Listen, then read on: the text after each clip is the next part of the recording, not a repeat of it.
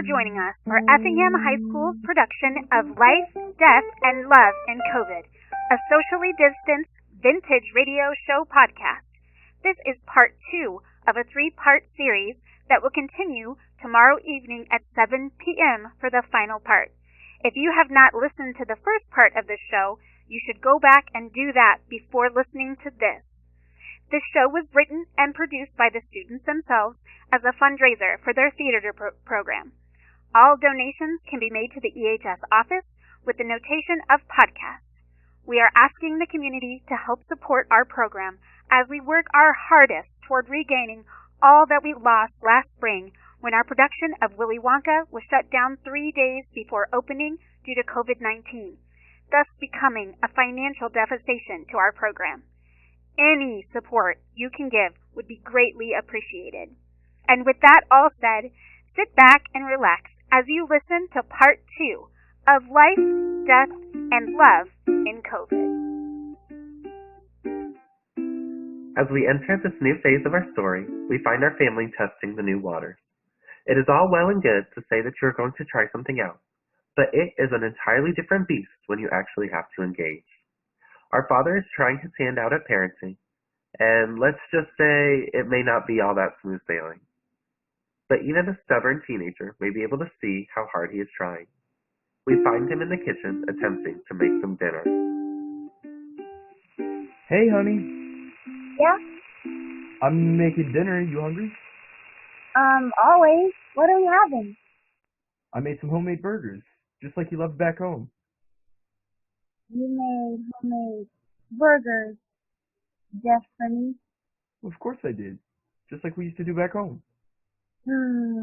Like I used to like. Dad, I'm vegan now. How could you not know that? And just so we're clear, this is my home.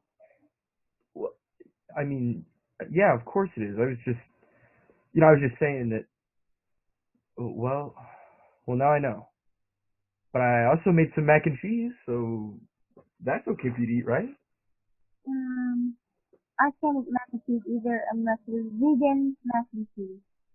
Wait, so let me get this straight. Vegan is the one with all the animal products, right? Yes. So why no mac and cheese? It's just milk and cheese. Vegan, Dad, not vegetarian. I don't eat anything that could ever have a face. How could you not know this? Isn't this like Brenton 101? Well, I guess I'm a bit out of the loop. Can you tell me why you'd ever do that? It has health benefits that I've talked more about, even looking into yourself. And plus, I'm not okay with eating innocent animals. It's my thing. I've done it forever, and Mom is 100% okay with it. Well, I just meant that, I didn't know. Back in my day, it was cool to eat protein. You just don't get it. I can't believe that you have no idea who I am. Yeah, I guess I don't. But, that doesn't mean I'm not willing to learn. I just need a little time. Time. Right. All that time. Okay. We'll see how it goes. How hard it must be knowing that you are so close to someone and now realizing that you have no idea who they are and what they've been through. And finding that out as a parent must be even worse. So they march on, each of them, father and daughter, trying their hardest to make the best of the situation. And in the background of his mind, our trying gentleman still has to attend to the other purpose of this unexpected visit, his impending trip to the doctor's office to delve into what has been ailing him for so long. But what will they say, and what will the outcome be? We are about to begin that journey as we travel to the hospital for his first visit. Come on in, guys. Alright, let's get this party started. Jeez, tough crowd. Well, I might as well start. So this is your first visit at our clinic, right? Yep. Well, welcome aboard, sailor. Anyway, let's check your blood pressure.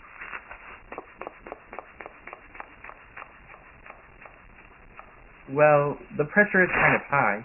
Been under a lot of stress lately? Of course he has. He's moved from a little town to a big city. He doesn't even know how to connect with his own daughter who hasn't seen him in 10 years, and he might be dead in a couple of weeks. Yep, I hear ya. My son just moved out of the basement. I couldn't be more proud. It only took him 31 years.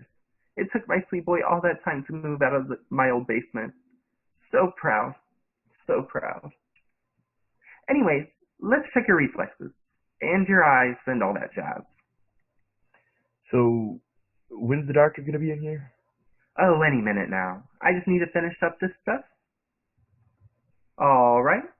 All that's left is to check your heart. Yikes. What? Well, the heart is a little weak, but I'm sure it's fine. Alright. Well, I'll go get the doc. It's gonna be okay. You'll be fine. Hello. How are you today? Well, I've definitely been better. How about you? I'm just fine. Right. Let's get down to business, shall we? This is your first visit here. See what your symptoms are, and you'll come back in a couple days to see the results, okay? Okay. Nurse, Yes, Doc? go get the testing equipment, please. Hey, Doc, can I ask you a question? Of course. How long do you think I have to live? Why would you even think about that? Because I want to know. Unfortunately, that's the one question I can't answer. We don't know a lot about this disease. Hopefully, some of our questions will be answered with these tests, but we just can't be sure. It's all very unpredictable. You could live just a couple more weeks, or you can live till you're 85. We just won't know until a couple more visits. One thing you could do to help is try not to stress too much. Kind of hard after what I just told you, huh? A little bit. Alright. So we are going to run multiple tests. You'll feel an immense, searing, burning pain for a minute or two, but then you'll be fine. So, let's get started. Ow! And with that lovely interaction, our unconventional couple retires back into the ever-normalizing roles of this new life. Mom plays her part on the COVID floor, and Dad continues his never-ceasing attempt to bandage the relationship with his daughter. Holding together the best that they can, they take the rare opportunity of both adults home without their daughter to talk about what is going on. As Mom paces the living room floor, our dad is starting to look ever the more weak as he attempts to relax on the couch. How many days did they say it would take? Just relax. You're about to wear out that section of the carpet. We're supposed to be back in tomorrow and see my results anyway. No one's called yet, and usually no news is good news. I'll be fine. How can you relax? I'm freaking out. That stupid nurse probably isn't even qualified. Took so long to get all those samples. And what was the deal with the whole son in the basement story? Haven't I ever heard of oversharing? You're making too big a deal out of all this. How are you not making a big deal out of it? Because there's nothing we can do about it. I know. I just wish there was. Here, come sit down. I just hate not knowing. I hate everything about this. I just wish they knew more about whatever this is. Me too. Hi guys, what's going on? Nothing. Just watching a movie. Your TV is not We were, just about to start it. on. Oh, cool. Mind if I join you? Nope. So, you guys mind if I have some things to do tomorrow? You're not bringing Brad over, right? No, not in France. Alright. You don't have to look at me like that. I say it's fine. Sounds like fun. Your dad and I actually have to run some errands tomorrow anyway. I'll make sure to have him back though as soon as I can. Great. I'll tell the girls. Thanks. You better get some sleep. You've got a big day tomorrow. Feels like every day is a big day lately. And with that whim of excitement, our newly found little family settles down for an evening of not thinking about everything that is going on. As time has passed, there has come a more comfortable connection between them all. Leaving the past behind, they start to focus on the future. That future for one of them means a trip back to the hospital for those ever-awaited test results. So how are we today? Just fine. Good, good. Well, you know the drill. We'll do a little checkup, then I'll call in the doctor. So, did you guys see the new movie last night? It was going to come out in theaters, but they just released it because all the theaters are closed. Well, anyway, apparently it's the biggest thing since, ever. And it's got that one actor in it that everybody likes. You know the one. I can't remember the name right now, but I'm sure it'll come to me. Anyway, I loved all the big explosions. They were placed so perfectly in between each crash and yell, and it was just so beautiful. Are you talking about explosions? They were amazing. Open and say, looks all right, but a little dehydrated. Franks. What? That's the name of the actor. I knew it would come to me. What does that have to do with anything? Oh, nothing. I'm just proud of myself. Don't know how much longer I can take this. Pardon? I said, how much longer do we have to wait? Well, I'm actually done now, so I'll go get the doc. I can't stand her. Oh, stop. She's not that bad. Stop defending her. You're supposed to be on my side. Hello, guys. I've got quite a lot to talk about, so I guess I should just get down to business. That doesn't sound good. I'm afraid it isn't. Your test results came back, and I'm afraid it's not looking good. Your condition has gotten worse. We don't know how much longer you've got to live. We will try our best with a special surgery procedure, but we know so little about this disease that we can't promise anything. Our scientists are working on medications right now, but we don't know how soon they'll be finished. It may be tomorrow, it may be years. I'm sorry to deliver such bad news. I'm just so sorry. We'll get you an appointment for surgery right away. So, I'm gonna die? We don't know. What am I supposed to do with that? Well, it isn't really my place to say as a medical professional, but as a person, if I were you, I would start to get my affairs into order. Make sure you have things taken care of at home and with your work. And last of all, I'd make amends with people. As I said, it isn't really my place, and honestly, it is up to you. This is horrible. I'm really very sorry. Sorry to interrupt. Are you guys free a week from now? What? For the surgery. Oh, that's fine. All right, that's all I have for you today. Sorry I couldn't be more helpful, but if you ever need anything, just give me a call. Okay, thanks. I'll hopefully see you in a week. See you then. Bye. Have a nice day. And so now we all know. At least, we know that we don't really know. Emotions running high, the stunned couple leaves the doctor's office and decides that this is still not something that they are ready to talk to their daughter about. How would they tell her that now, finally having her father, she may lose him altogether? About normal business we go, back to the COVID floor for one, and back to the home for the other. One day later, we find our try-as-he-might father finishing up some laundry. Heading upstairs to put things away, he hears the sound of his daughter and her friends laughing and talking. And with the hairs on the back of his neck standing up, he decides to listen in. I can't wait for Friday night. So many people have commented on the group chat that they're all going to be there. This is my big chance, now just to figure out what I'm going to wear. I'm just excited for the free food. Did you know he's having 7 different flavors of ice cream? Of course you're going for the food. But yes, we're going to have so much fun. Oh, not me. What do you mean? We've been planning this for eons. I can't go.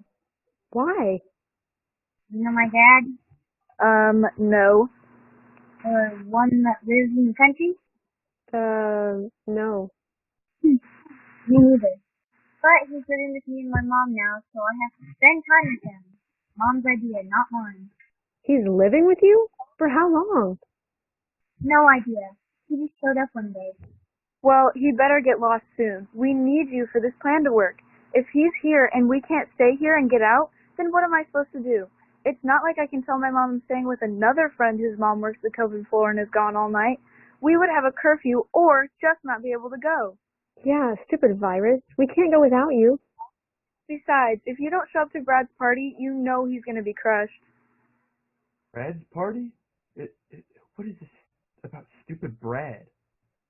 Well, I'm sorry about that, but I just can't go unless I figure out a way to magically get rid of my dad. It isn't just this party, it's everything. He's always there hovering, just trying to talk to me, making me feel I don't like just all of it. Hovering? What's your problem? Well, that sounds to me like a you problem, and you are going to need to fix that before Friday. Ugh, it's like he's purposely ruining my life. Ruining your life? We should be going. You need time to think a way out of this. Tell us when you've got a plan. The friends begin their exit with the joyful hope that this will all be figured out soon. But things aren't always as easy as you think. With the knowledge of what is going on and the stinging last words of his daughter, our dad decides to lean in a bit. It is time to find out what is really going on. So into her room he goes. What am I gonna do? Dad? What are you doing? What's wrong? You think I'm ruining your life? You heard all that? You didn't answer the question. I don't know, Dad. Everything was fine. I had great friends, a boy who liked me, good grades, great home life. But then ever since you got here, it's all changed. I went to go to this party with my friends to get away from all this COVID stuff, but Mom says I need to stay here with you, and it sucks. Monkey, I never meant to get in the way of you and your friends. I just don't get why you're not happy I'm here. Oh, yeah. I should be really happy you're here, shouldn't I? Why wouldn't you be? Well, maybe I don't like spending time with men that left me for 10 years. That's not my fault. And I don't like your tone. Well, nobody asked me if this situation was okay. Nobody asked, hey, is it okay for this stranger to come live with you and destroy everything? All I've tried to do these last couple of weeks is be helpful. Well, you've been really helpful, haven't you? You tried to poison me with meat and cheese. You made fun of the boy I liked. You gave me a toy I hadn't seen in 10 years, and now I'm not going to be able to go to this stupid party because of you. How was I supposed to know you were vegan? And you shouldn't be going to this party anyway with all this COVID stuff going on. It won't be more than 20 people, Dad. See, this is exactly what I mean. You're always hovering over me. I can't take it anymore. You know, I don't remember you being such a brat when you were little. Oh, yeah? Well, I don't remember my dad being such a jerk. Hey, you know what? I've had enough of this. Whether you like it or not, I'm your father. And as your father, I'm in charge. What I say goes. And I say that you're not going to that party on Friday. In fact, you're grounded. What? I wish you were dead. Be careful what you wish for. Dad, I didn't mean that. You know I didn't mean that. Dad, listen. I need some fresh air. What was that all about? Where is he supposed to go from here, knowing that his daughter has such strong negative feelings for him? As if he had lived there forever, our shocked father finds himself wandering into the familiar backyard. His feelings overwhelming him, the stress of the situation smacking him in the face, and the realization that he may never be able to mend the relationship with his daughter being too much for one man to handle. He finds a familiar face. What am I going to do? She hates me. Howdy, neighbor. You really need to stop doing that to people. You're going to freak them out. That's the goal. What? What? You are one weird guy. I know. Anyway, what's troubling you? Well, I just got back from a really bad doctor's appointment a few hours ago, and long story short, there's about a 10% chance I'm going to live after everything's said and done. And to top it all off, my daughter absolutely hates me. You know, I don't want to die knowing that my little monkey hates me. Well, you did leave here for 10 years. What'd you expect? I thought she'd be happy. I thought she'd be my playful little monkey again, and I never really thought she'd be mad at me. I just thought we could pick it all up where we left off and be a family again. But she's not 5 anymore. She's 15. She's almost driving. This kid named Brad wants to date her. It's all happening so fast. I just don't know if I can keep up anymore. Who names their kid Brad?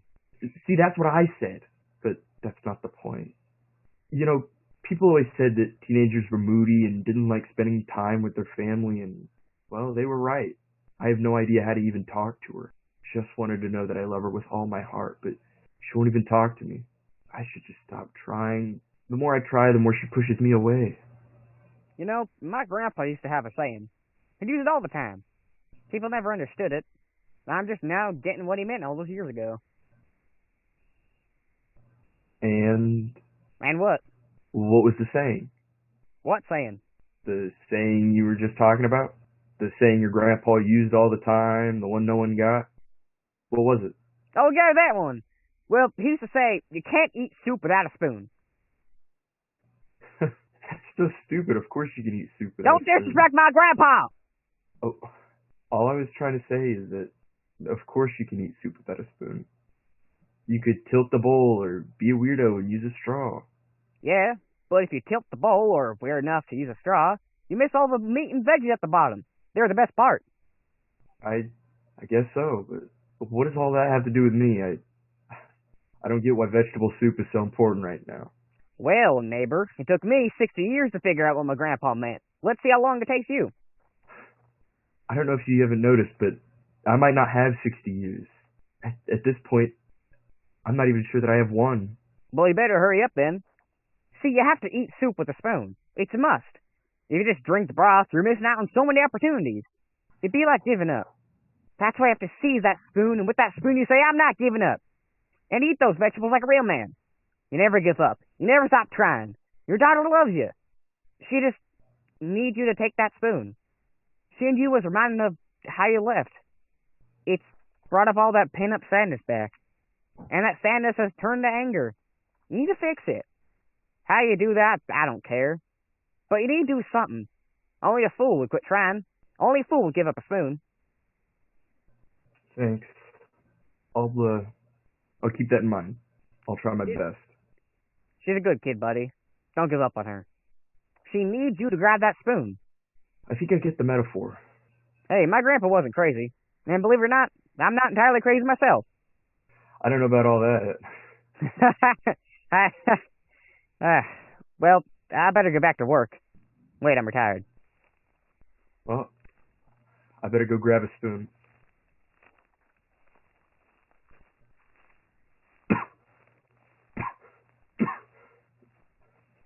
Whoa, what's wrong? I don't know. Call an ambulance.